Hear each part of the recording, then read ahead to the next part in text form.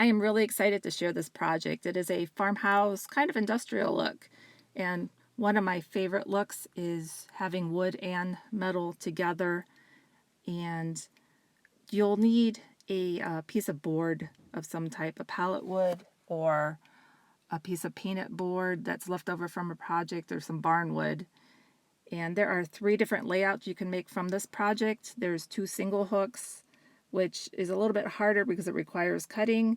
And then there's the long single hook, which is kind of in the same boat as the first one. But then there's this third one, and this is all one piece. There's no cutting required, so we're going to focus on that one. And these all start with the Dollar Tree wreath hanger. And these all come in different colors. I love this bronze look. Right now there's a black one out, and there's even orange right now for Halloween. If you don't find the color you want, you probably could just paint it. But let's start with this hook. Like I said, it's one piece, no cutting required, and it makes a really nice double hook.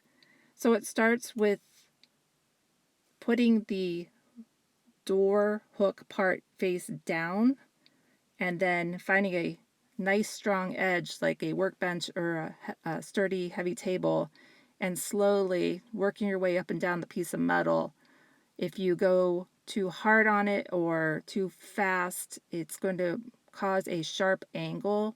So if you want a nice smooth arch, just take it really slow and just move up and down, stop once in a while, kind of see where you're at, and then just kind of keep working on it until you get the desired look. And here's what it looked like before and what I just did.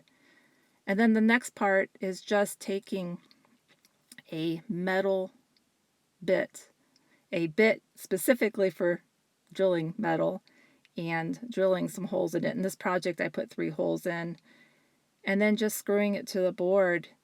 And it's that simple, really. It doesn't take that much work other than drilling, and this is what it looks like when it's all done. And then the side view gives you a better idea of how it looks.